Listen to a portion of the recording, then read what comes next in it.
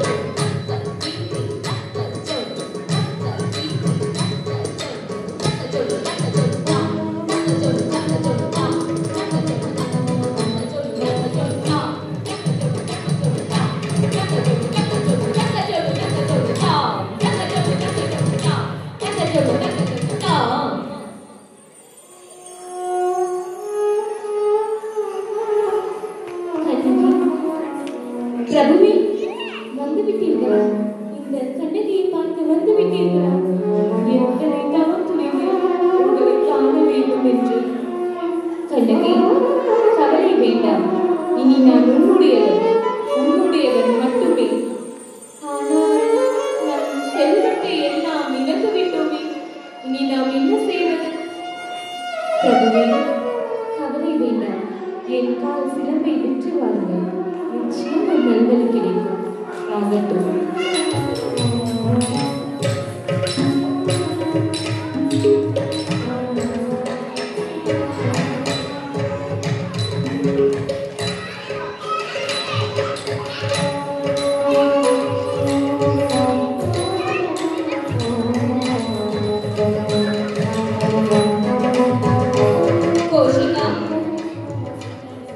தேவியின் சிலம்பை காணவில்லை.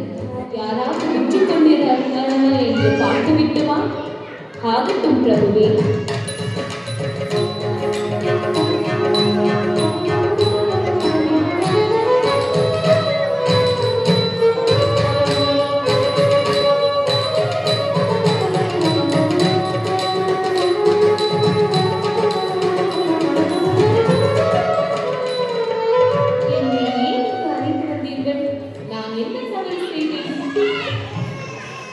கையில் இருக்கும் சிலம்பு யாருடையது?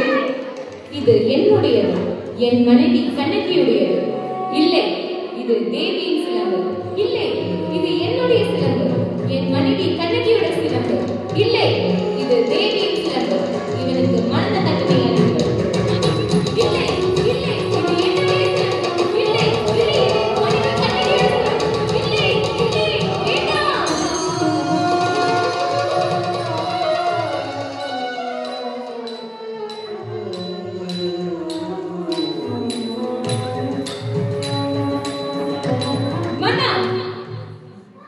என் கணவன் கோவலன் எங்கே? என் கால் சிலம்பை விற்றுமா என்று நான் அவரை அனுப்பி வைத்தேன். ஆனால் நீங்கள் அவருக்கு கண்கள் என்னும் பட்டத்தை எடுத்து அவருக்கு மரண தண்டனை விதித்து விட்டீர்கள். இது என்ன நியாயம்? இது என்ன தர்மம்? நீதி காத்த மறுநீதி சோழன் என்று ஒரு பேர். ஆனால் இப்படி நீதியை தவறவிட்டு என் வாழ்க்கையை கேள்விக்குறியாக்கி விட்டீர்கள். இதுதான் உங்கள் நீதியா? இதுதான் உங்கள் தர்மமா? சொல்லுங்கள். கண்ணகி, ஏன் இந்த கோபம்? தேவியின் சிலம்பை கோவலன் திருடியதால் அவனுக்கு இந்த தண்டனை அளித்தோம். அதனை நன்கு விசாரித்தீர்களா? நன்கு விசாரித்துதான் தீர்ப்பளித்தோம். உங்கள் தீர்ப்பில் தவறுண்டு. அதனை நீ நிரூபிக்க முடியுமா? நிச்சயமாக என்னால் அதனை நிரூபிக்க முடியும். தேவியின் சிலம்பு எதனையானது? முத்துக்கள், அதுவும் பொன்முத்துக்களால் ஆனது. என்னுடைய சிலம்பு மாணிக்கத்தினால் ஆனது. எங்கே தேவியின் சிலம்பை காட்டுங்கள் பார்ப்போம். இதோ பார்க்க